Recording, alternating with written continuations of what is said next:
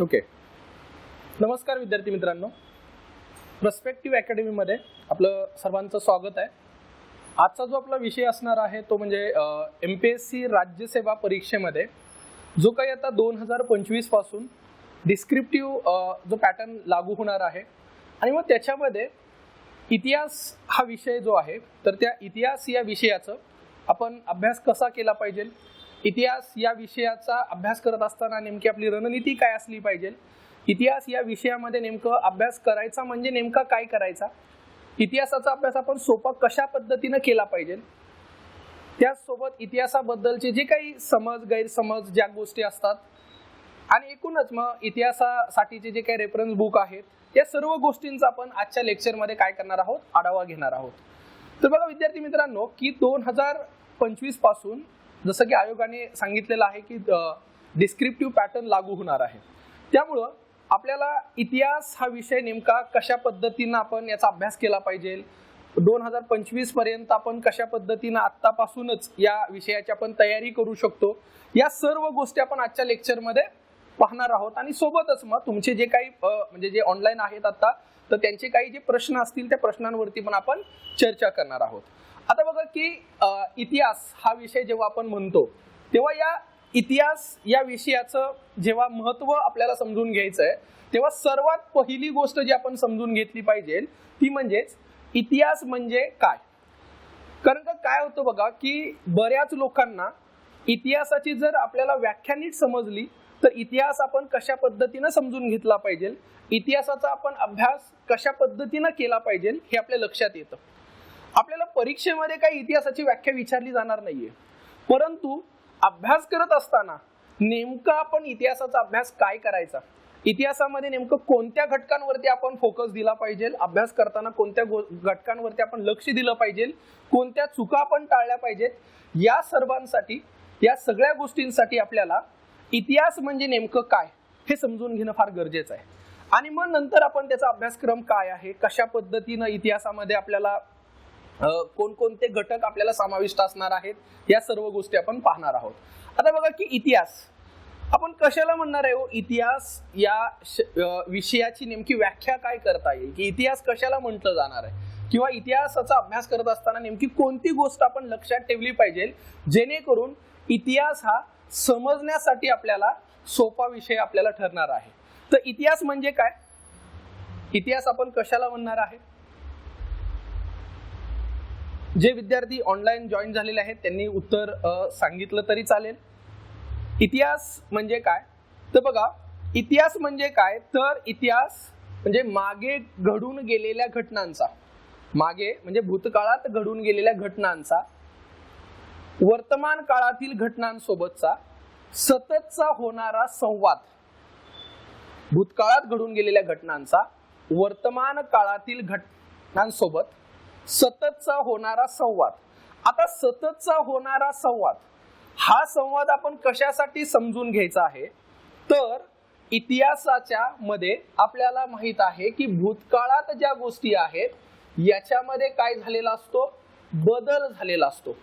म्हणजेच इतिहास समजून घेत असताना कोणत्या कालखंडामध्ये नेमका कोणता बदल झाला आणि हा बदल समजून घेणे म्हणजेच इतिहासाचा अभ्यास करणे, इतिहास समजून घेणे असं आपण म्हणतो. मग नेमका कोणता बदल आपण समजून घेतला पाहिजे तर याच्यासाठी एक शब्द प्रयोग आहे तर तो आपण इथे लक्षात ठेवायचा आहे. सापेक्ष. इतिहासाचा अभ्यास करत असताना इतिहास म्हणजे भूतकाळात घडून गेलेल्या घटनांचा वर्तमान काळातील घटनांसोबत सततचा होणारा संवाद याला आपण इतिहास म्हणतो. आणि मग हा जो काही बदल होत गेला हा कोणता बदल तर बघा सोशल म्हणजे सामाजिक असेल, त्याच्यानंतर प्रशासकीय ऍडमिनिस्ट्रेटिव्ह जो काही चेंजेस होत गेला तो, त्याच्यानंतर पॉलिटिकल जो काही बदल होत गेला, राजकीय बदल होत गेला, त्याच्यानंतर एज्युकेशनल शैक्षणिक काही बदल होत गेला आणि शेवटचा म्हणजे सांस्कृतिक बदल.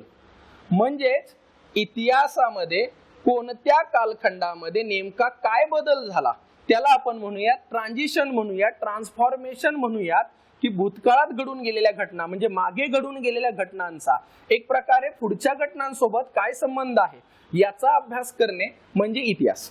मग आता इतिहास हा जो विषय आहे हा विषय आपण जेव्हा राज्यसेवा परीक्षेमध्ये आपण विचार करतो त्यावेळेस इतिहासाचं महत्व काय. बघा की आपण प्रशासनामध्ये जाणार आहोत, आपण ज्या भागामध्ये आपण काम करणार आहोत त्या भागाचा इतिहास, त्या भागातली संस्कृती, त्या भागातील सामाजिक परिस्थिती याचं ज्ञान असणं आपल्याला आवश्यक आहे. ही झाली एक बाब. आणि दुसरी बाब, इतिहास हा विषय जेव्हा आपल्याला परीक्षेच्या दृष्टिकोनातून आपण म्हणतो त्यावेळेस नेमकं इतिहासाचं महत्व काय आहे. तर बघा की इतिहास हा जो काही विषय आहे तो राज्यसेवा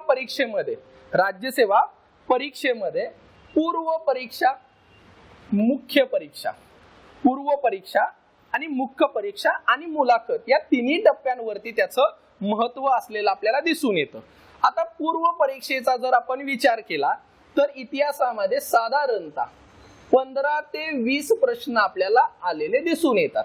म्हणजे हा नंबर काही फिक्स नाही, परंतु 15 ते 20 प्रश्न आपल्याला ऍव्हरेज सरासरी आलेले आपल्याला दिसून येतात. पूर्व परीक्षेचा जर आपण विचार केला तर राज्यसेवा परीक्षेमध्ये, पूर्व परीक्षेमध्ये आयोगाने काय सांगितलेलं आहे बघा, भारताचा इतिहास आणि भारतीय चळवळीचा इतिहास, भारतीय राष्ट्रीय चळवळीचा इतिहास. याचा अर्थ काय तर पूर्व परीक्षेमध्ये आयोगाने भारताचा इतिहास असे म्हटलेला आहे ज्याच्यामध्ये विशेष भर हा भारतीय राष्ट्रीय चळवळीचा इतिहास याच्यावर असणार आहे. म्हणजे भारताचा इतिहास हा जो काही घटक आहे आणि मग याच्यामध्ये अधिकचा जो भर असणार आहे तो कशावरती असणार आहे, भारतीय राष्ट्रीय चळवळीवरती असणार आहे. आता पूर्व परीक्षेचा आपण जेव्हा विचार करतो त्यावेळेस आपल्याला पूर्व परीक्षेमध्ये नेमकं आपल्याला काय काय असणार आहे बघा. तर पूर्व परीक्षेमध्ये भारताचा इतिहास असं जेव्हा म्हटलं जाणार आहे तर त्याच्यामध्ये बघा प्राचीन भारत, मध्ययुगीन भारताचा इतिहास. म्हणजे बऱ्याच लोकांना प्राचीन भारताचा इतिहास आणि मध्ययुगीन भारताचा इतिहास हा पूर्व परीक्षेला असतो. याच्याबद्दल अनेक लोकांमध्ये याच्यामध्ये संभ्रम असतो, परंतु आयोगानेच म्हटलेलं आहे की भारताचा इतिहास आणि अधिकचा भर जो असणार आहे तो भारतीय राष्ट्रीय चळवळीचा इतिहास. आणि मग याच्यामध्ये महाराष्ट्रावरती एक विशेष भर तिथं त्यांनी देणार आहेत. मग ज्याच्यामध्ये प्राचीन आणि मध्ययुगीन भारताचा इतिहास, आधुनिक भारताचा इतिहास, महाराष्ट्रातील समाज सुधारक. बघा महाराष्ट्राचा इतिहास आपण जेव्हा म्हणणार आहोत त्यावेळेस आधुनिक भारताच्या इतिहासासोबत महाराष्ट्राचा इतिहास हा कव्हर होणार आहे. तो काही स्वतंत्र करण्याची आवश्यकता नाही, परंतु महाराष्ट्रातील समाज सुधारक हा जो काही घटक आहे या घटकावरती आपल्याला स्वतंत्रपणे अभ्यास करावा लागेल, याची या ठिकाणी आपण नोंद घ्यायची. या व्यतिरिक्त स्वातंत्र्योत्तर भारत म्हणजे भारताचा इतिहास असं जेव्हा म्हटलं जातं त्यावेळेस, भारताचा इतिहास असं जेव्हा म्हटलं जातं तर त्याच्यामध्ये प्राचीन कालखंडापासून ते स्वातंत्र्योत्तर भारतापर्यंत या सर्व घटकांचा काय होत असतो, समावेश होत असतो. परंतु याच्यामध्ये जो अधिकचा भर असणार आहे तो भारतीय राष्ट्रीय चळवळ, इंडियन नॅशनल मुवमेंट याच्यावरती अधिकचा भर असणार आहे. आणि मग याच्यामध्ये विशेष महाराष्ट्राचा संदर्भ हा घटक असेल. आणि मग पूर्व परीक्षेमध्ये याच्यावरती आपल्याला साधारणतः 15 ते 20 प्रश्न आलेले आपल्याला दिसून येतात. म्हणजे आयोगाने कुठलाही प्रकारे या ठिकाणी आपल्याला फिक्स असा नंबर सांगितलेला नाही. या ठिकाणी जे आपल्याला सांगितलेलं आहे तर ते काय सांगितलेलं आहे की साधारणतः याच्यापूर्वी विचारलेल्या प्रश्नपत्रिकेवरून आपल्या लक्षात येतं 15 ते 20 प्रश्न या ठिकाणी आपल्याला विचारलेले असतात. तर हे झालं पूर्व परीक्षेचं महत्व. पण आता 2025 पासून जो काही डिस्क्रिप्टिव्ह पॅटर्न लागू होणार आहे, जो की UPSCच्या धर्तीवरती अभ्यासक्रम समाविष्ट केलेला आहे, आणि मग ज्याच्यामध्ये मुख्य परीक्षेला कोणकोणते घटक असणार आहेत तर मुख्य परीक्षेला भारताची संस्कृती, मग त्याच्यामध्ये महाराष्ट्राच्या संस्कृतीचा पण भाग समाविष्ट असणार आहे. विशेष असा भर हा भक्ती चळवळीवरती देण्यात आलेला आहे. त्याच्यानंतर आधुनिक भारताचा इतिहास, त्यानंतर बघा स्वातंत्र्योत्तर भारत आणि आधुनिक जगाचा इतिहास. आता जर आपण हा अभ्यासक्रम पाहिला तर याच्यामध्ये आपल्याला काय दिसून येतं बघा, की आधुनिक भारताचा इतिहास, त्यानंतर स्वातंत्र्योत्तर भारताचा इतिहास आणि भारतीय संस्कृती, मग ज्याच्यामध्ये प्राचीन आणि मध्ययुगीन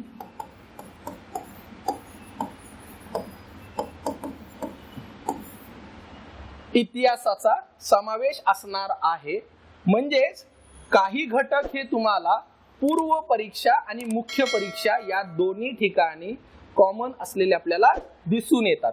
याच्यामध्ये फक्त जो वेगळा घटक असणार आहे आणि जो फक्त मुख्य परीक्षेला विचारला जाईल तर तो घटक म्हणजे आधुनिक जगाचा इतिहास. बघा, आधुनिक जगाचा इतिहास म्हटलेला आहे, आपल्याला इथे प्राचीन जगाचा इतिहास अभ्यास करायची आवश्यकता नाही. आधुनिक जगाचा म्हणजे मॉडर्न वर्ल्ड हिस्ट्रीचा अभ्यास करण्याची आपल्याला आवश्यकता आहे. म्हणजेच जेव्हा आपण राज्यसेवा परीक्षेच्या अभ्यासाला सुरुवात करणार आहोत तर तेव्हा सर्वात प्रथम जी गोष्ट आपण समजून घेतली पाहिजे ती म्हणजेच अभ्यासक्रम. विद्यार्थी मित्रांनो, एक गोष्ट लक्षात ठेवा, ती म्हणजे की ज्या वेळेस आपण अभ्यासाला सुरुवात करतो त्यावेळेस अभ्यासक्रम हा जो आहे तो आपल्यासाठी काय असतो, त्या ठिकाणी पोहोचण्याचा एक ऍड्रेस असतो, पत्ता असतो. म्हणजे नेमकं कोणत्या विषयाचा काय अभ्यास करायचा हे जर आपल्याला कोण सांगणार असेल तर ते म्हणजेच आयोगाने दिलेला अभ्यासक्रम. त्यामुळे सर्वप्रथम आपण अभ्यासक्रम समजून घेतला पाहिजे. आपण त्या अभ्यासक्रमामध्ये नेमके कोणत्या घटकांचा समावेश केलेला आहे हे आपण काय केले पाहिजे, समजून घेतलं पाहिजे. तरच विद्यार्थी मित्रांनो आपल्याला या ठिकाणी आपला जो काही डेस्टिनी आहे, आपल्या ज्या ठिकाणी पोहोचायचं आहे तर तो मार्ग आपला सुकर होणार आहे. त्यामुळे जो काही राज्यसेवा परीक्षेमध्ये जो आता डिस्क्रिप्टिव्ह पॅटर्न लागू होणार आहे त्याच्यामध्ये भारतीय संस्कृती, भक्ती चळवळ, आधुनिक भारताचा इतिहास, आता हे झालं अभ्यासक्रम. मग आपण जेव्हा इतिहासाबद्दल विचार करतो त्यावेळेस बघा नेमकं विद्यार्थ्यांच्या मनामध्ये काही गोष्टींमध्ये संभ्रम असतो. आणि आजच्या आपल्या लेक्चरचा उद्देश सुद्धा तोच आहे की ज्या वेळेस आपण इतिहास या विषयाचा अभ्यासाला सुरुवात करणार आहोत त्यावेळेस मनामध्ये असणारे जे काही गैरसमज आहेत आणि काही चांगल्याही गोष्टी आहेत की ज्याही आपल्याला इतिहासाबद्दल माहित असणं आवश्यक आहे, परंतु काय होतं की एखाद्या विषयाबद्दल अनेक गैरसमजातून त्या विषयाकडे आपण दुर्लक्ष करतो. आणि इतिहासाकडे दुर्लक्ष करून आपल्याला चालणार नाही, कारण का सामान्य अध्ययन या घटकामधला हा एक महत्वाचा असा विषय आहे आणि या विषयाचं परीक्षेमधलं महत्वही तितकंच आपल्याला अधोरेखित झालेलं दिसून येतं. त्यामुळे इतिहासाला दुर्लक्षित करून चालणार नाही. परंतु अभ्यासाला सुरुवात करत असताना इतिहासाबद्दलचे जे काही गैरसमज आहेत ते सर्वप्रथम दूर होणं आवश्यक आहे. ज्या वेळेस आपण अभ्यासाला सुरुवात करतो आणि मग इतिहासामध्ये असणारे जे काही गैरसमज आहेत हे जेव्हा आपण दूर करतो त्यावेळेस आपल्याला इतिहास हा समजून घेण्यासाठी अधिक सोपा होतो. इतिहास हा आपण शिकण्याच्या ऐवजी इतिहास हा आपण समजून घेतला पाहिजे. इतिहास जर आपण समजून घेतला आणि जर तो आपण आपल्या भाषेमध्ये जर इतिहास म्हणजे एक व्यवस्थित पद्धतीने त्याची जर मांडणी केली त्यामुळे आपल्याला इतिहासामध्ये चांगले मार्क्स मिळू शकतात, लेखी परीक्षेमध्ये चांगले मार्क्स मिळू शकतात. त्यामुळे इतिहास समजून घेतला पाहिजे. पण मग इतिहास समजून घेण्यासाठी इतिहासाबद्दलचे जे काही गैरसमज आहेत ते सर्वप्रथम आपण दूर करण्याचा प्रयत्न करूयात. आता बघा, इतिहासामध्ये जेव्हा आपण गैरसमज असं जेव्हा म्हणणार आहोत तेव्हा नेमके कोणते गैरसमज असतात की जे इतिहासाचा अभ्यास आपला अवघड करतात. तर बघा, इतिहासाचा अभ्यास जे काही आपला अवघड होतो किंवा जो अवघड करण्याचे प्रयत्न करतात तर ते गैरसमज कोणते, तर मुळामध्ये असं म्हटलं जातं की इतिहासामध्ये भरपूर सारे तथ्य आहेत. म्हणजेच काय, इतिहासाचा अभ्यास करताना आपल्याला खूप साऱ्या फॅक्ट्सचा अभ्यास करावा लागतो.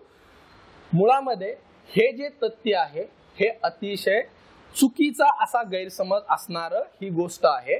कारण का, इतिहासामध्ये तथ्यांचा अभ्यास न करता मी कायम म्हणेन की त्या ठिकाणी योगदानाचा अभ्यास करा. कशाचा अभ्यास केला पाहिजे? योगदान, म्हणजेच कॉन्ट्रीब्युशन.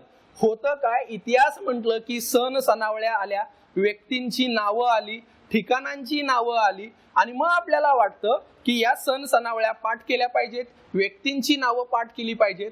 तर असं नसून त्या कालखंडाचं, त्या सणाचं किंवा त्या वर्षाचं, त्या व्यक्तीचं योगदान काय आहे आणि हे योगदान जर आपण समजून घेतलं तर आपल्याला तथ्य पाठ करायची आवश्यकता भासत नाही. उदाहरणार्थ प्लासीची लढाई. प्लासीची लढाई आपण म्हटलं की आपल्याला आठवलं पाहिजे की 1757. मग जर तुम्ही 1757 हे पाठ करत बसला तर 1757च्या याच्यामध्ये अनेक घटना घडल्या, पण मग प्लासीच्या लढाईचं महत्व काय हे जर आपण समजून घेतलं, प्लासीच्या लढाईने नेमका कोणता बदल झाला. मी सुरुवातीलाच सांगितलं की इतिहास म्हणजेच काय की मागे घडून गेलेल्या घटनांचा पुढील घटनांसोबतचा होणारा सततचा संवाद. म्हणजेच प्लासीच्या लढाईचं महत्व काय, त्याचं योगदान काय आणि या लढाईमुळं नेमका कोणता बदल झाला. मग तो सामाजिक असेल, राजकीय असेल, सांस्कृतिक असेल, आर्थिक असेल. तर या गोष्टी समजून घेणं गरजेचं आहे, त्याचं योगदान समजून घेणं गरजेचं आहे ना. आपल्याला या ठिकाणी तथ्य पाठ करायची आवश्यकता नाही, फॅक्ट पाठ करायची आवश्यकता नाही. जर इतिहासामध्ये आपण फॅक्ट पाठ करायचा प्रयत्न केला तर इतिहास आपल्या जास्त काळ लक्षात राहणार नाही. आपला उद्देशच हा आहे की इतिहास हा तुम्हाला एखाद्या गोष्टीसारखा समजला पाहिजे, इतिहास हा आपण समजून घेतला पाहिजे. आणि अशा परिस्थितीमध्ये तथ्य जे असतात याच्यावरती तुम्ही लक्ष देऊ नका. याच्या परीक्षेमध्ये आपल्याला लिहिण्याची सुद्धा आवश्यकता नाही. म्हणजे एखाद्या लढाईमध्ये किती सैन्य होते, किती सैन्य मारले गेले वगैरे असे प्रश्न आपल्याला विचारले जात नाहीत आणि ते तुम्ही सिद्धही करू शकत नाही. त्यामुळं भरपूर तथ्य असतात. हा जो काही एक गैरसमज आहे तर तो एक गैरसमज आपल्याला दूर केला पाहिजे. इतिहासामध्ये तथ्यांचा एक हे नसून आपल्याला तथ्यांची त्या ठिकाणी आवश्यकता नाही, हे तुम्ही लक्षात ठेवा. कारण का बऱ्याच लोकांना वाटतं की आपण तथ्यांचा काय केला पाहिजे, अभ्यास केला पाहिजे. तर तथ्यांचा अभ्यासाची आवश्यकता आपल्याला नाही. तर आपल्याला या ठिकाणी काय केलं पाहिजे, तर आपण या ठिकाणी योगदान समजून घेतलं पाहिजे, कॉन्ट्रीब्युशन समजून घेतलं पाहिजे. कॉन्ट्रीब्युशनच्या उद्देशाने जर आपण तो घटक समजून घेतला तर तो चांगल्या प्रकारे समजतो. त्यामुळं पहिला गैरसमज हा सर्वांनी दूर करायचा की इतिहासामध्ये भरपूर फॅक्ट्स असतात. दुसरं, इतिहास म्हटलं की आता आपण मगाशीच पाहिलं की इतिहासामध्ये पूर्व परीक्षेमध्ये भारताचा इतिहास म्हटलंय, जो की प्राचीन काळापासून स्वातंत्र्योत्तर भारतापर्यंत, स्वातंत्र्योत्तर भारताचा इतिहास इतका असा म्हणजे विस्तीर्ण इतिहास आहे. पूर्व परीक्षेला, मुख्य परीक्षेला सुद्धा आपण पाहिलं आणि मुख्य परीक्षेला एक अजून एक घटक ऍड झालेला आहे, तो म्हणजेच काय, आधुनिक जगाचा इतिहास. मग तुम्ही म्हणाल की इतिहासामध्ये भरपूर असा मोठा अभ्यासक्रम आहे, तर लक्षात ठेवा तो अभ्यासक्रम मोठा नसून तो कसा आहे, सविस्तर आहे, हे समजून घ्या. शेवटी परीक्षा म्हटलं की आपल्याला एखादा विषय असणारच आहे आणि मग त्याच्यामध्ये त्या विषयामध्ये नेमके उपघटक कोणते आहेत हे आपल्याला इतिहासामध्ये व्यवस्थित पद्धतीने मांडलेले दिसून येतात. म्हणजेच मी म्हणेन की हा अभ्यासक्रम असा एक खूप मोठा नसून तो सविस्तर आहे. कारण का, इतिहासातल्या प्रत्येक घटकाचा अभ्यासक्रमामध्ये उल्लेख केलेला आपल्याला दिसून येतो. त्यामुळं काय होतं, ज्या वेळेस एखादा अभ्यासक्रम हा सविस्तर पद्धतीनं मांडलेला असतो तेव्हा नेमकं काय वाचायचं, किती वाचायचं आणि कुठून वाचायचं हे आपल्या लक्षात येतं. म्हणजेच आपण असं म्हणूयात की जेव्हा अभ्यासक्रम हा स्थिर असेल, अभ्यासक्रम जेव्हा हा स्टॅटिक असेल, त्यावेळेस आपल्याला त्या विषयाबद्दल नेमकं काय वाचायचं, कुठून वाचायचं आणि किती वाचायचं हे समजणं फार आवश्यक असतं. आणि अशा परिस्थितीमध्ये अभ्यासक्रम मोठा आहे असं न म्हणता तो अभ्यासक्रम सविस्तर पद्धतीनं मांडल्यामुळं आपल्याला नेमकं किती वाचायचंय, काय वाचायचं आणि कुठून वाचायचं हे क्लिअर होतं. त्यामुळं हा सुद्धा गैरसमज आपला दूर झाला पाहिजे. त्याच्यानंतरचा जो गैरसमज असतो तो म्हणजेच काय, इतिहास म्हटलं की खूप वादविवाद आला. इतिहास म्हटलं की ज्याच्यामध्ये व्यक्तींच्या असू द्यात किंवा एखादी चळवळ असू द्यात किंवा एखादा कालखंड असू द्यात, तर त्याच्याबद्दल अनेक वादविवाद असतात, डिबेट्स असतात असं आपण म्हणतो. पण स्पर्धा परीक्षेचा विद्यार्थी किंवा इतिहासाचा विद्यार्थी म्हणून आपण कायम एक गोष्ट लक्षात ठेवली पाहिजे, वादाचा इतिहास न वाचता त्या इतिहासामध्ये त्या कालखंडाचं, त्या व्यक्तीच्या दोन्ही बाजू आपण समजून घेतल्या पाहिजेत. म्हणजे प्रसिद्ध इतिहासकार जे एक लेखक होऊन गेले, त्यांचं नाव म्हणजे कलहन नावाचा एक इतिहासकार होऊन गेला. या कलहनांचं म्हणणं असं आहे की इतिहास आपण कसा समजून घेतला पाहिजे किंवा इतिहासाचा विद्यार्थी या नात्याने आपण कसं असलं पाहिजे, तर आपण एखाद्या न्यायाधीशासारखं असलं पाहिजे. आपण जर एखाद्या न्यायाधीशासारखं जर आपण इतिहास समजून घेऊ तर आपल्याला इतिहास चांगल्या पद्धतीनं मांडता येईल. म्हणजेच काय हो की इतिहासामध्ये आपण जे म्हणतो की डिबेट्स आहेत, वाद आहेत, मग या ठिकाणी जर आपण एका न्यायाधीशांसारखं, न्यायमूर्तींसारखं जर आपण त्याच्या दोन्ही बाजू समजून घेतल्या तर आपण एका विशिष्ट प्रवाहाकडे जात नाही. त्यामुळं इतिहास समजून घेण्यासाठी तुम्ही एखाद्या न्यायमूर्तींच्या भूमिकेमध्ये, तुम्ही एखाद्या न्यायाधीशांच्या भूमिकेत जर असाल तर आपल्याला या ठिकाणी जास्त वादविवाद आहे हा जो काही आपला गैरसमज असतो तो आपला दूर होतो. हे कायम लक्षात ठेवा. विशेषतः लेखी परीक्षेमध्ये, डिस्क्रिप्टिव्ह मध्ये आपल्याला आपलं मत मांडायचं असतं आणि अशा परिस्थितीमध्ये इतिहास जर आपण एखाद्या न्यायाधीशासारखा समजून घेतला, त्याच्या दोन्ही बाजू समजून घेतल्या तर आपली मांडणी व्यवस्थित होणार आहे. त्यामुळं हा सुद्धा गैरसमज आपला दूर होतो की इतिहासामध्ये अनेक वादविवाद आहेत. आता इतिहास म्हटलं की ज्याच्यामध्ये जसं एक गैरसमज असतो की इतिहासामध्ये अभ्यासक्रम मोठा आहे, मग दुसरा गैरसमज असतो की जास्त पुस्तकांची संख्या जी आहे ती जास्त आहे. बघा, कोणत्याही विषयाला पुस्तकांची संख्या ही आपण म्हणूयात की खूप जास्त असणारच आहे. आपण जेवढे पुस्तकं सिलेक्ट करू तेवढी पुस्तक संख्या जास्त होईल. परंतु मग पुस्तकांची संख्या जेव्हा जास्त आहे असं वाटत असतं त्यावेळेस आपल्याला जी मदत करणार आहे तर ते म्हणजे अभ्यासक्रम. म्हणून आपण आजच्या लेक्चरमध्ये सुरुवातीलाच आपण काय पाहिला, अभ्यासक्रम पाहिला. या अभ्यासक्रमामुळे काय होणार आहे की नेमकं कोणत्या घटकासाठी आपल्याला काय वाचायचं आणि किती वाचायचं या पुस्तकांची यादी किंवा पुस्तकांची जी काय आपण म्हणूयात की संदर्भ साहित्यांची यादी आहे हे निश्चित करणं आपल्याला सोपं जाणार आहे. त्यामुळं पुस्तकांची संख्या जास्त आहे असं न म्हणता उलट अभ्यासक्रम सविस्तर दिल्यामुळं नेमकं कोणतं पुस्तक आपण वाचायचं, कोणतं संदर्भ साहित्य वाचायचं याच्यासाठी उलट आपल्याला त्याची मदतच होईल. आणि इतिहासामध्ये सखोल असं लेखन झाल्यामुळं आपल्याला दर्जेदार असे, चांगले असे संदर्भ साहित्य हे बाजारामध्ये उपलब्ध आहेत. त्यामुळं संख्या जास्त आहे असं न म्हणता उलट त्याच्यामधील दर्जेदार संख्या निवडण्याचं जे काही कौशल्य आहे ते आपल्याला विकसित करायचं आहे. आणि त्याच्यासाठीच मग जे काही मार्गदर्शक असतील ते आपल्याला काय करतील, मदत करतील. त्यामुळं मार्गदर्शकांच्या मदतीनं पुस्तकांची संख्या आपल्याला कमी करता येईल. सिलेक्टिव्ह मटेरियल रीडिंग आपण ज्याला म्हणतो ते आपल्याला करता येईल. त्यामुळं इतिहासाबद्दलचे हे जे काही आपण गैरसमज म्हणणार आहोत तर ते गैरसमज नसून, म्हणजे ते एक प्रकारे आपण असं म्हणूयात की ते गैरसमज नाहीत, तर ते एक प्रकारे काय आहेत की चुकीच्या पद्धतीनं त्याला लोकांनी मांडलेलं आहे. त्याच्यामुळं लोकांच्या मनामध्ये तो एक संभ्रम तयार होतो. त्यामुळं हे गैरसमज दूर सर्वप्रथम झाले पाहिजेत. पण मग आता तुम्ही म्हणाल की हे गैरसमज दूर झाले, इतिहासामध्ये चांगल्या काय गोष्टी आहेत तो, तर बघा, इतिहासाचा अभ्यासक्रम हा स्थिर आहे, तो स्टॅटिक आहे. म्हणजे कोणताही घटक असा हिडन नाहीये. हिडन म्हणजे काय की नेमकं याच्यामध्ये काय वाचायचंय.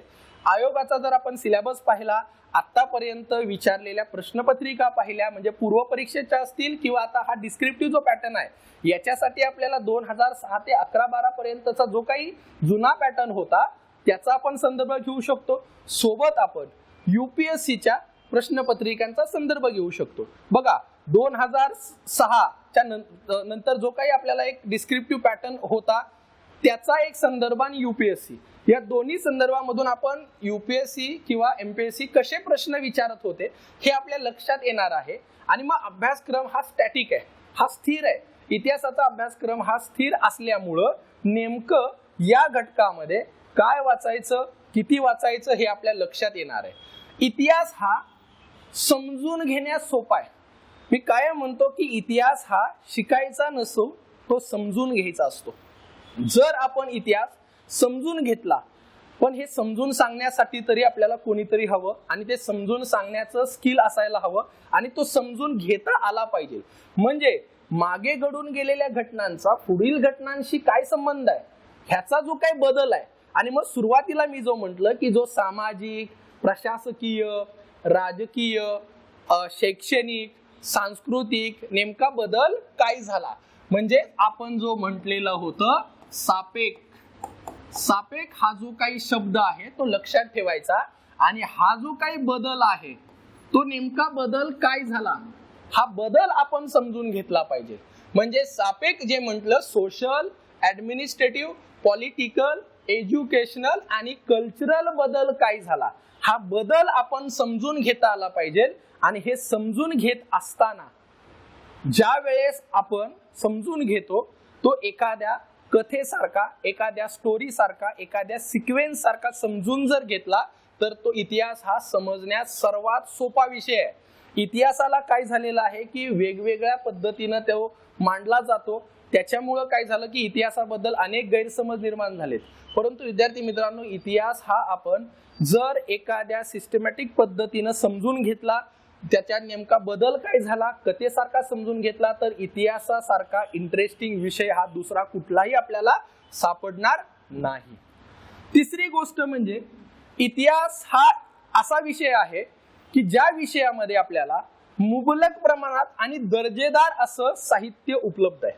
त्यामुळं काय होतं की जर समजा एखादा घटक आपल्याला एखाद्या संदर्भ साहित्यातून समजत नाही, अशा वेळेस आपण दुसऱ्या एखाद्या दर्जेदार साहित्यामधून, संदर्भ साहित्यामधून त्याला समजून घेऊ शकतो. म्हणजेच बाजारामध्ये इतिहासाचे मुबलक प्रमाणात साहित्य उपलब्ध आहेत.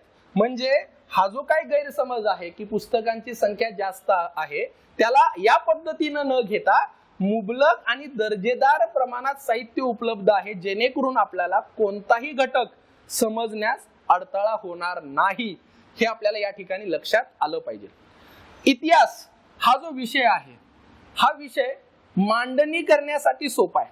म्हणजे इतिहासामध्ये आपण फ्लो चार्ट, तक्ते असतील, नकाशे असतील, यांचा एक योग्य प्रकारे आपण काय करू शकतो, वापर करू शकतो. जेव्हा उत्तराची मांडणी करणार आहोत, उत्तर जेव्हा आपण लिहिणार आहोत, तेव्हा आपण या ठिकाणी सब हेडिंग्स असतील, त्याच्यानंतर नकाशे असतील, त्यासोबत संदर्भ असतील, हे योग्य पद्धतीनं मांडता येतात.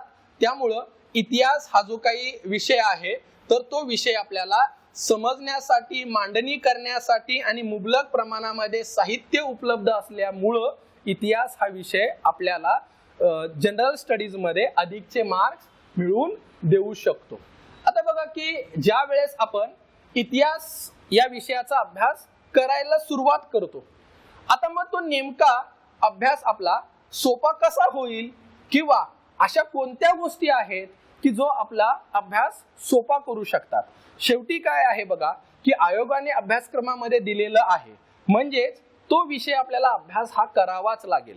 एक गोष्ट या ठिकाणी लक्षात घ्यायची की कोणताही विषयाचा अभ्यास न करता परीक्षेला जाणं म्हणजे ही आपली एक चूक ठरते. त्यामुळं इतिहासाचा अभ्यास करूनच आपण गेलं पाहिजे. बरेच लोक काय करतात की जसं की आता नुकतीच पूर्व परीक्षा वगैरे झाली, त्याच्यामध्ये बऱ्याच लोकांनी प्राचीन भारताच्या इतिहासाचा अभ्यास केलेलाच नव्हता आणि मग प्राचीन भारताचे प्रश्न आले आणि मग अनेक लोक संभ्रमात पडले की आता आपण काय करायचं.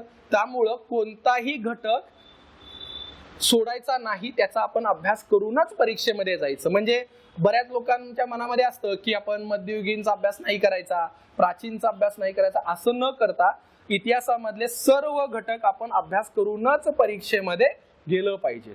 नाहीतर मग इतिहास हा विषय परीक्षेच्या नंतर आणि निकालानंतर म्हणू शकतो की ठुकरा के मेरा प्यार इंतकाम क्या देखोगे, देखोगे तो रिझल्ट देखोगे.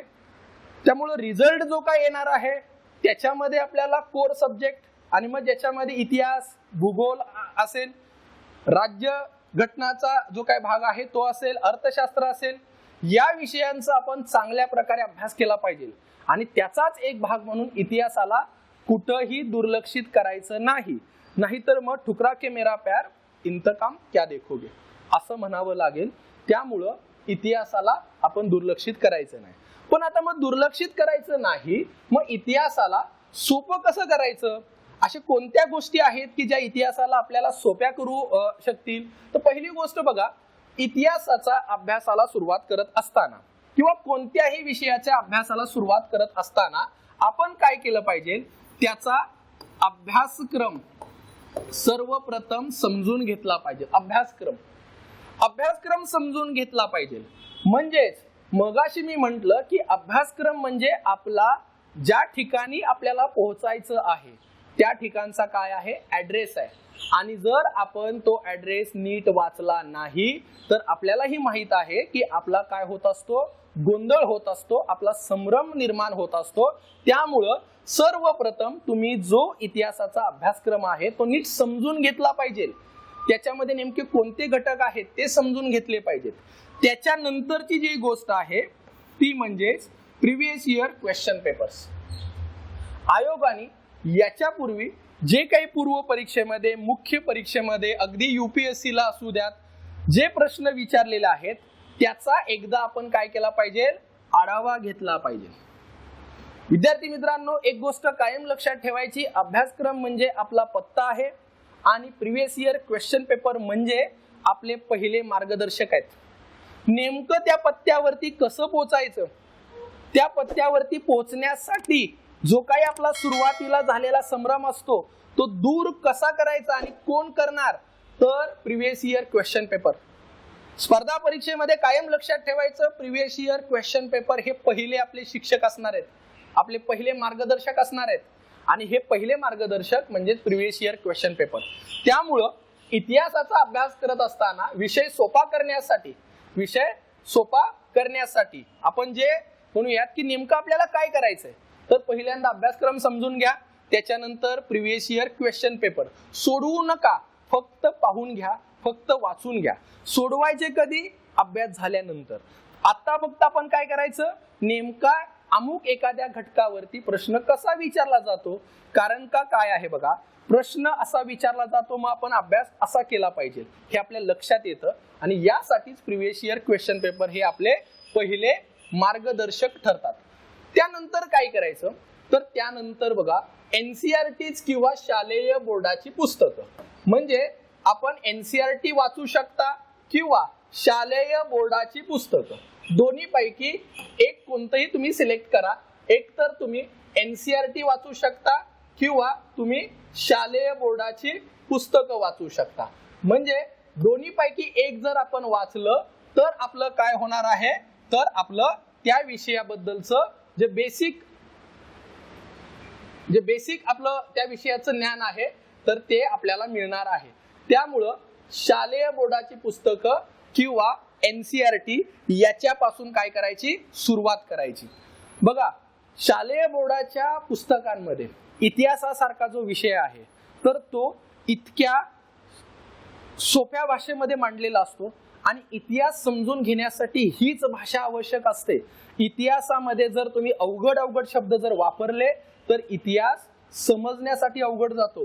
त्यामुळं शालेय बोर्ड किंवा NCERT दोन्ही पैकी एक याच्यापासूनच आपण काय केली पाहिजे, सुरुवात केली पाहिजे. त्यामुळे अभ्यासाला सुरुवात करत असताना कुठून करायची, NCERT किंवा शालेय बोर्ड. मग ते 5वी ते 12वी चे जे काही NCERT किंवा शालेय बोर्डाची पुस्तकं असतील याच्यापासून आपण अभ्यासाला सुरुवात केली पाहिजे. दुसरा जो घटक असणार आहे तो म्हणजेच काय, तर बघा दुसरा जो घटक आहे तर तो घटक आहे तो म्हणजे अभ्यासक्रम. तुम्ही काय केलं पाहिजे, विभाजन केलं पाहिजे. म्हणजे अभ्यासक्रमाचं विभाजन करूनच अभ्यासाला काय केली पाहिजे, आपण सुरुवात केली पाहिजे. आता अभ्यासाचं विभाजन म्हणजे काय, जे आपण सुरुवातीला केलं, आजच्या लेक्चरच्या सुरुवातीला जे अभ्यासाचं विभाजन केलं म्हणजेच नेमकं कोणतं, जेव्हा आपण म्हणणार आहोत तर बघा अभ्यासाचं जे आपण विभाजन केलं हे पूर्व परीक्षेमध्ये नेमकं काय आहे, त्याच्यानंतर मुख्य परीक्षेमध्ये नेमकं काय आहे, हे अभ्यासाचं विभाजन करूनच आपण अभ्यासाला सुरुवात केली पाहिजे. आणि मग याच्यामध्ये मी तुम्हाला सजेस्ट करेल की अभ्यासाला सुरुवात करत असताना नेमकी आपण कुठून केली पाहिजे, असा कोणता घटक आहे की ज्या घटकापासून आपण अभ्यासाला काय करू शकतो, सुरुवात करू शकतो. तर बघा अभ्यासक्रमामधला असा एक घटक आहे की जो घटकापासून आपण अभ्यासाला सुरुवात करतो तो घटक असला पाहिजे, तो म्हणजेच आधुनिक भारताचा इतिहास. किंवा जर एखाद्याचं इतिहासामध्ये पदवी असेल तर त्याने प्राचीन भारताच्या इतिहासापासून केली तरी चालेल. आधुनिक भारताच्या इतिहासापासून का, याचं उत्तर म्हणजेच आधुनिक भारताचा इतिहास हा आपल्या ओळखीचा असतो, आपल्यासाठी तो कसा आहे, नोन आहे. आणि विद्यार्थी मित्रांनो एक गोष्ट लक्षात ठेवा, ज्या वेळेस आपण अभ्यासाला सुरुवात करतो त्यावेळेस जर आपण आपल्या ओळखीच्या घटकापासून जर अभ्यासाला सुरुवात केली तर तो विषय आपल्याला सोपा वाटायला लागतो आणि तो विषय समजण्यासाठी सोपा जातो. म्हणून अभ्यासक्रमाचं विभाजन करा आणि एक प्रकारे काय करा, अभ्यासाचं विभाजन करून त्या घटकावरती विजय मिळवा. आपण असं म्हणतोय विजय मिळवा, का मिळवा, जर आपण अभ्यासक्रम एक प्रकारे काय केला, विभागला आणि याच्यातून जर आपण अभ्यासक्रम विभागून आपल्या आवडीच्या किंवा आपल्या ओळखीच्या घटकापासून जर त्याची सुरुवात केली तर काय होईल, आपल्याला याच्यामध्ये विजय मिळवणं सहज सोप्या पद्धतीने आपल्याला ते शक्य होणार आहे. त्यानंतर जी बघा अभ्यासक्रमामधले, याला आपण अभ्यासक्रमाचे ठिपके कनेक्ट करा असं म्हटलंय. आता याचा अर्थ काय हो, अभ्यासक्रमाचे ठिपके कनेक्ट करा असं जेव्हा आपण म्हणतो त्याचा अर्थ असा आहे की जेव्हा आपण अभ्यासक्रमाचे ठिपके कनेक्ट करा असं म्हणणार आहे, याचा अर्थ कनेक्टिंग डॉट्स असा होतो. काय होतो, कनेक्टिंग डॉट्स. आता कनेक्टिंग डॉट्स हा जो काय प्रकार आहे याचा अर्थ काय, तर कनेक्टिंग डॉट्स म्हणजे अभ्यासामध्ये असे काही गोष्टी असतात की ज्या गोष्टी अभ्यासक्रमामधल्या ज्या गोष्टी आपल्याला मार्गदर्शक किंवा अभ्यासक्रमाचं नीट समजून घेतलं की आपल्या लक्षात येणार आहे. आणि मग याचे जर आपण डॉट्स कनेक्ट केले तर काय होतं की आपल्याला तो विषय सहज पद्धतीनं मांडता येतो. म्हणजे अभ्यासक्रमाचे ठिपके कनेक्ट करा असं जे काय मी म्हटलं याचा अर्थ काय की कनेक्टिंग डॉट्स. कनेक्टिंग डॉट्स म्हणजे काय, सुरुवातीलाच मी म्हटलं की इतिहास म्हणजे काय, मागे घडून गेलेल्या घटनांचा पुढील घटनांसोबत होणारा सततचा संवाद, बदल समजून घेण्यासाठी तुम्हाला अभ्यासक्रमातल्या डॉट्स कनेक्ट करता आले पाहिजेत. म्हणजेच प्लासीची लढाई झाली, आता प्लासीची लढाई झाली याच्यासाठी तुम्हाला त्याच्या पूर्वीचा बंगालचा इतिहास समजणं गरजेचं आहे. किंवा मी असं म्हणेल की मध्ययुगीन भारतातील काही गोष्टी समजणं गरजेचं आहे. प्लासीच्या लढाईनंतर नेमका काय बदल झाला, मग तो प्रशासकीय असेल सामाजिक असेल, ह्या गोष्टी समजून घेण्यासाठी मी म्हणेल अभ्यासक्रमातले जे काही डॉट्स आहेत, अभ्यासक्रमातील जे काही टिपके आहेत याला कनेक्ट करा. आणि हे कनेक्ट करण्यासाठी तुमची अभ्यासक्रमावरती कमांड असणं गरजेचं आहे. तिसरी गोष्ट म्हणजेच काय, मागील वर्षाच्या प्रश्नपत्रिका, जे मी सुरुवातीलाच सांगितलं, मागील वर्षाच्या प्रश्नपत्रिका हे तुमच्यासाठीचा पहिला मार्गदर्शक असणार आहे, जे तुम्हाला सांगणार नेमकं काय वाचायचं, किती वाचायचं आणि काय वाचायचं नाही. त्याच्यानंतरची गोष्ट आहे अभ्यास सोपा करण्यासाठी, ती म्हणजेच अभ्यास साहित्यांची निवड, जी सर्वात महत्वाची गोष्ट आहे. बऱ्याच लोकांना असं वाटतं की इतिहासाचा अभ्यास करणं म्हणजे अमुक एका पुस्तकातून अभ्यास केला म्हणजे माझा सर्व अभ्यास होणार, तर असं नाही.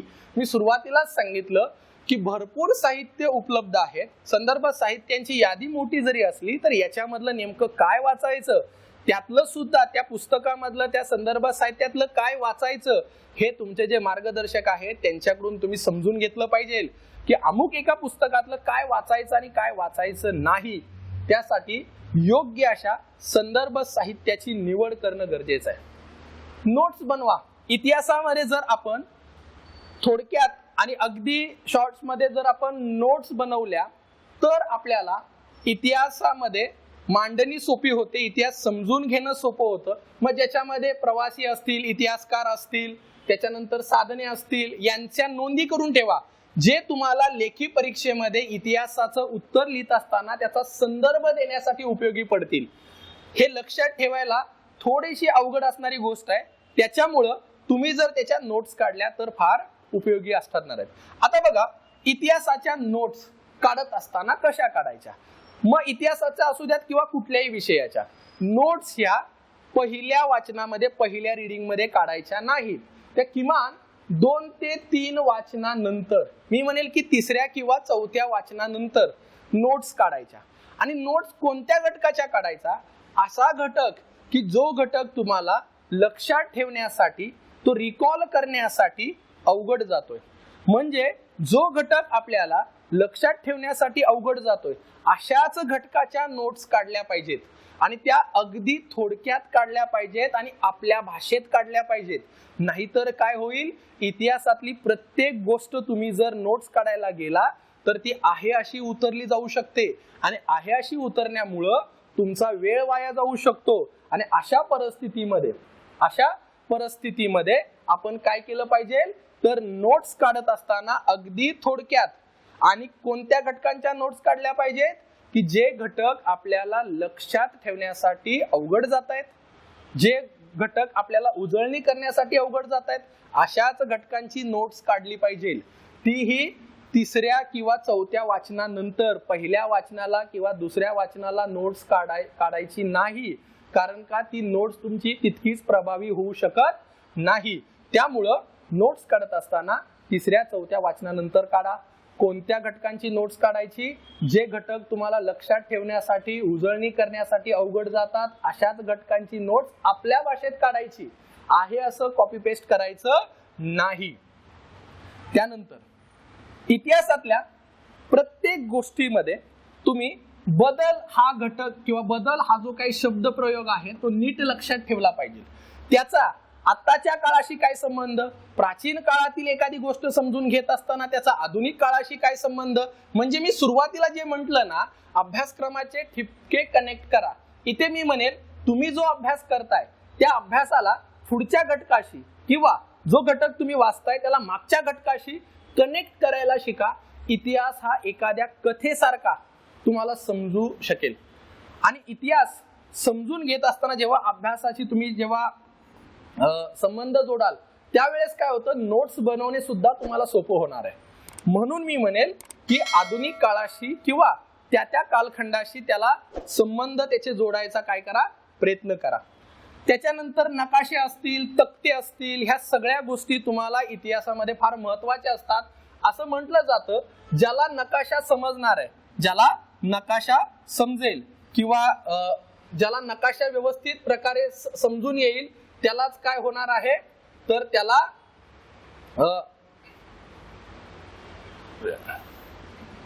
एक सेकंड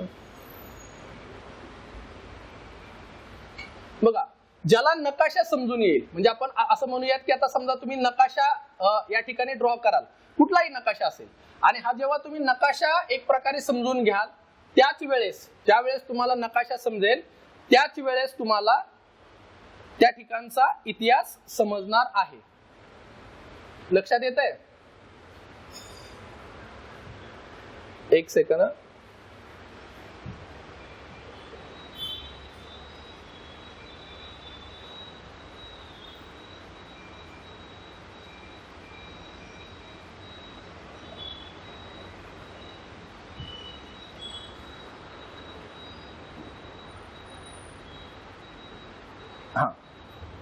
त्यामुळे इतिहासाची मांडणी करत असताना नकाशा असेल, त्याच्यानंतर आपण इतिहासाची मांडणी करत असताना नकाशा असेल, त्याच्यानंतर तक्ते असतील, या सर्वांचा वापर आपण त्या ठिकाणी केला पाहिजे. हे या ठिकाणी लक्षात घ्या. आता बघा की जेव्हा आपण कोणताही विषय समजून घेतोय, म्हणजे कोणताही विषय जेव्हा आपण समजून घेतोय त्यावेळेस समज गैरसमज हे सर्वप्रथम तुमचे दूर झाले पाहिजेत. त्याच्यानंतर मग अशीच मी म्हटलं की अभ्यास नेमका आपण कसा करायचा ह्या गोष्टी आपण क्लिअर केल्यात. आता मग अभ्यास करत असताना नेमकं कोणती अशी पुस्तकं आपण वापरली पाहिजे. तर बघा, बाजारामध्ये अशी भरपूर सारी पुस्तकं आहेत. आपल्याला कुठल्याही पुस्तकांना अशा प्रकारे म्हणजे एक प्रकारे आपल्याला हे वाचू नका असं म्हणायचं नाहीये, पण जे काही दर्जेदार पुस्तक आहेत हे सुद्धा आपल्याला माहित असले पाहिजेत. आणि मग त्याच्यामध्ये बघा, सर्वप्रथम तर मी सजेस्ट करेल की तुम्ही शालेय बोर्डाच्या पुस्तकं किंवा एनसीईआरटी याच्यावरती काय करा, तुम्ही कमांड मिळवा. म्हणजे शालेय बोर्डाची पुस्तकं किंवा एनसीईआरटी हे जर तुम्ही नीट वाचलं तर तुमचं 50% काम हे त्या ठिकाणी होणार आहे. 50% काम. त्यामुळं एखादा विषय समजून घेत असताना सर्वप्रथम तुम्ही शालेय बोर्ड किंवा एनसीईआरटीचं वाचन चांगल्या प्रकारे केलं पाहिजे. चांगल्या प्रकारे म्हणजे किमान तुम्ही 2 ते 3 वेळा शालेय बोर्डाची पुस्तकं वाचली पाहिजेत. आणि मग सेम गोष्ट दुसऱ्या किंवा तिसऱ्या वाचनानंतर त्या शालेय बोर्डाच्या पुस्तकाच्या नोट्स काढल्या तरी चालतील. त्याच्यानंतर बघा, प्राचीन भारताचा इतिहास, मग ज्याच्यामध्ये भारताची कला संस्कृती सुद्धा समाविष्ट असणार आहे. मग प्राचीन भारताचा इतिहास यासाठी आपल्याला R.S. शर्मा यांचं हे पुस्तक आहे बघा. के सागरनी ते मराठीमध्ये काय केलेलं आहे, ट्रान्सलेट केलेलं आहे. तर प्राचीन भारताचा इतिहास हा त्याचा कव्हर पेज आहे. बऱ्याच लोकांना ते कव्हर पेज दाखवण्याचं कारण म्हणजे बऱ्याच लोकांना समजत नाही की नेमकं कोणतं घेऊ. आपल्याला एनसीईआरटी घ्यायची जी मराठीमध्ये भाषांतर केलेली आहे, त्यामुळे मी हे कव्हर पेज या ठिकाणी दाखवलेलं आहे. कारण का R.S. शर्मा, रामशरण शर्मा यांचं आपल्याला दुसरे सुद्धा पुस्तकं आपल्याला मिळतात, ते न घेता एनसीईआरटीचं मराठीमध्ये भाषांतर केलेलं ज्याचं टायटल आहे एन्शंट इंडिया, प्राचीन भारत, R.S. शर्मा, जे आपल्याला भाषांतर केलेलं मिळेल. दुसरं असेल मध्ययुगीन भारत. आणि मग या मध्ययुगीन भारतासाठी सतीश चंद्रांचं हे पुस्तक आपल्याला पाहायला मिळेल की जे एनसीईआरटीचं मराठीमध्ये काय केलेलं आहे, तर मराठीमध्ये त्याचं भाषांतर केलेलं आहे. लक्षात येते बघा की शालेय बोर्डाची पुस्तकं किंवा एनसीईआरटीची पुस्तकं मराठीमध्ये भाषांतर केलेली आपल्याला वाचायची आहेत. याच्यानंतर बघा, आधुनिक भारताचा इतिहास. आता आधुनिक भारताचा इतिहास याच्यासाठी मी या ठिकाणी संदर्भ साहित्य तुम्हाला सांगणार आहे, ते म्हणजे ग्रोवर, जे मराठीमध्ये बेल्लेकर, म्हणजे ग्रोवर आणि बेल्लेकर असं त्याला म्हटलं जातं. आधुनिक भारताचा इतिहास मुख्य परीक्षेसाठी अतिशय महत्वाचं असं हे पुस्तक असणार आहे, आधुनिक भारताचा इतिहास. कारण का हे जे पुस्तक आहे ना, हे एक प्रकारे अभ्यासक्रमानुसार त्या पुस्तकाची मांडणी केलेली आहे. त्यामुळं ग्रोवर आणि बेल्लेकर हे जे आधुनिक भारताचा इतिहास नावाचं पुस्तक आहे, तुम्हाला इथं स्क्रीनवरती दिसणार आहे बघा त्याचं कव्हर पेज. त्याच्यामुळे ते पुस्तक घेत असताना तुम्हाला त्याचं कन्फ्युजन होणार नाही. आता या पुस्तकाचा एक फायदा काय होतो, उत्तर लिखाणासाठी. उत्तर लेखनासाठी तुम्हाला या पुस्तकाचा डायरेक्ट उपयोग होणार आहे. कारण का याच्यामधली जी काही मांडणी आहे, मग नेमकं पहिला पॅरेग्राफ कोणता असला पाहिजे, तुम्ही एखादा जर यातला चॅप्टर पाहिला तर तुमच्या लक्षात येईल की प्रस्तावना दिलेली असते, त्याच्यानंतर कन्क्लुजन सुद्धा दिलेलं असतं, जे तुम्हाला उत्तर लिहिताना नेमकं कोणत्या घटकावरती कशा पद्धतीने उत्तर लिहायचं हे तुम्हाला इथं मिळणार आहे. सोबत काही इतिहासकारांचे मत दिलेले आहेत. मग तुम्ही एखादं उत्तर लिहित असताना कोणत्या इतिहासकाराला नेमकं काय म्हणायचंय ते तुम्ही या ठिकाणी काय करू शकता, म्हणू शकता. उदाहरणार्थ प्लासीच्या लढाईबद्दल इतिहासकार पन्नीकर म्हणतात की 19-20 वर्षाच्या तरुण राजाला राजदरबारातील वयस्कर लोकांनी ब्रिटिशांना विकलं. आता हे जे काही वाक्य आहे हे आपण आपल्या उत्तरामध्ये लिहू शकतो, प्लासीच्या लढाईचा परिणाम. आणि अशा परिस्थितीमध्ये तुम्हाला अशी वाक्य हे ग्रोवर मध्ये बरेचसे मिळतील, जे तुम्ही तुमच्या उत्तरामध्ये वापरू शकता. त्याच्यानंतर बघा, आता महाराष्ट्रातील जे काही समाज सुधारक असतील, मग ते अगदी मी पूर्व परीक्षेमध्ये म्हणेल किंवा मुख्य परीक्षेमध्ये, महाराष्ट्रातील समाज सुधारकांबद्दलच्या ज्या काही फॅक्च्युअल गोष्टी म्हणा किंवा त्यांच्याबद्दलची जी काही इन्फॉर्मेशन आहे ती तुम्हाला आधुनिक महाराष्ट्राचा इतिहास असं जे म्हटलंय, तर ते आपल्याला गाठाळ सरांचं जे काही हे आहे पुस्तक आहे किंवा अगदी म्हणजे कठारे सरांचं पुस्तक आहे, अशी पुस्तकं भरपूर आहेत.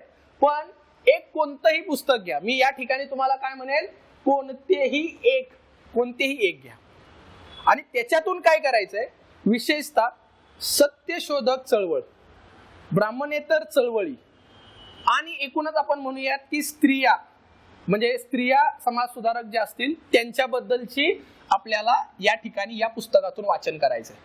आधुनिक भारतातील ज्यांचं योगदान आहे, म्हणजे आता उदाहरणार्थ लोकमान्य टिळक आहेत किंवा महात्मा गांधी जे आहेत, सुभाषचंद्र बोस आहेत, यांचं तुम्हाला या ठिकाणी मिळेल. पण विशेषतः महाराष्ट्रामधील आणि वेगवेगळ्या चळवळींमध्ये ज्यांचं योगदान आहे ते आपल्याला या पुस्तकातून करायचंय. मग ते गाठाळ सरांचं करा, कठारे सरांचं करा, किंवा कुठलंही बाजारामधील समाज सुधारकांचं एखादं पुस्तक घेऊन तुम्ही ते वाचू शकता.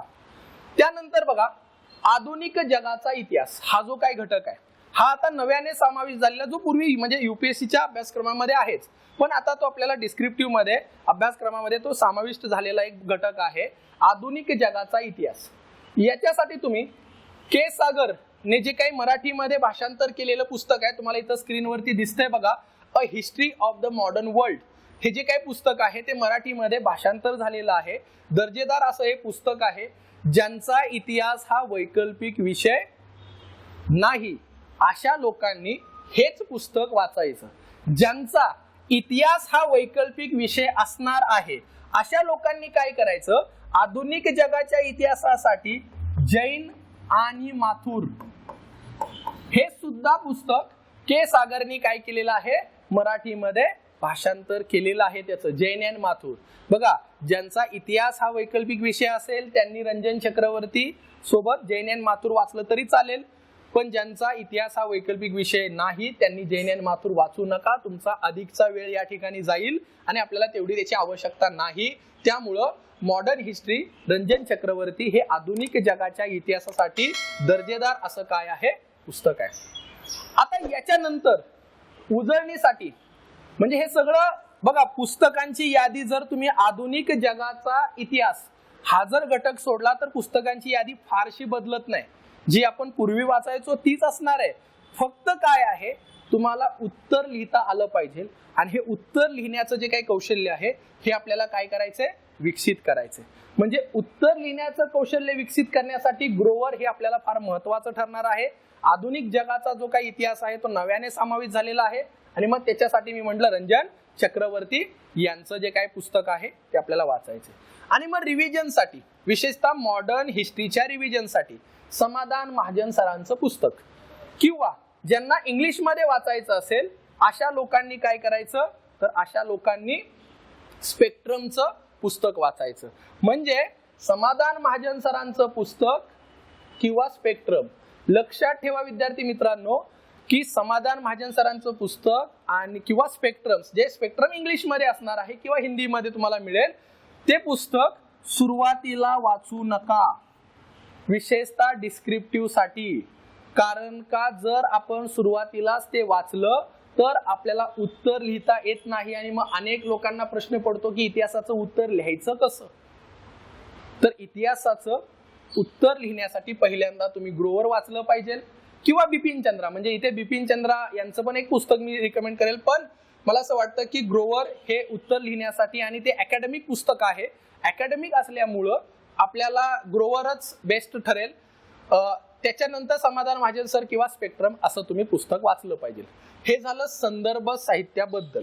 त्यामुळं संदर्भ साहित्य याच्यामध्ये जर कोणाला काही अगदी शंका असेल, जे ऑनलाईन आता जॉईन आहेत त्यांनी जरी विचारलं तरी चालेल. बोला, काही त्याच्यात डाऊट आहे का कोणाला?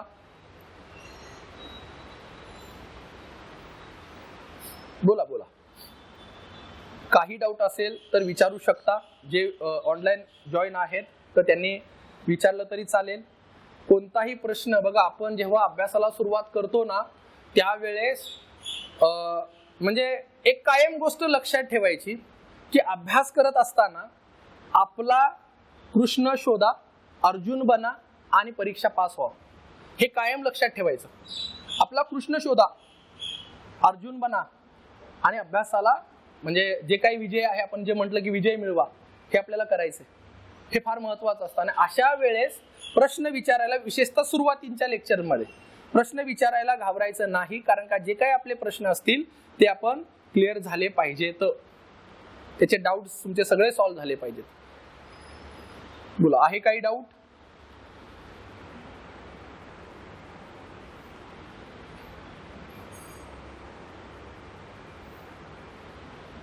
ओके, ठीक आहे. मग जर समजा काही डाऊट नसेल तर मग आपण या ठिकाणी बघा थांबूयात. आजच्या लेक्चरमध्ये आपण इतिहास हा विषय काय आहे, इतिहासाचं म्हणजे अभ्यासक्रमातलं महत्त्व काय आहे, इतिहास अभ्यासक्रमाबद्दलचे जे काही गैरसमज आहेत, ज्या काही चांगल्या गोष्टी आहेत त्याचाही आपण आढावा घेतला. त्याच्यानंतर आपण अभ्यास नेमका कसा केला पाहिजे, सोपा कसा करून आपण इतिहास कसा सोपा केला पाहिजे, त्याचा अभ्यासक्रम कसा समजून घेतला पाहिजे हे आपण पाहिलं. आणि मग त्याच्यानंतर त्याच्यासाठी नेमकं आपण काय वाचायचं आणि कोणते संदर्भ साहित्य वाचायचं याच्याबद्दल आपण पाहिलेलं आहे. तर मग विद्यार्थी मित्रांनो, इतिहास हा विषय आपण शालेय बोर्डाच्या पुस्तकांपासून सुरुवात करून आपण अभ्यास केला पाहिजे. नक्कीच तुम्हाला इतिहास हा विषय सोपा जाईल आणि अधिकचे मार्क्स मिळवून देईल. Thank you all. थँक्यू.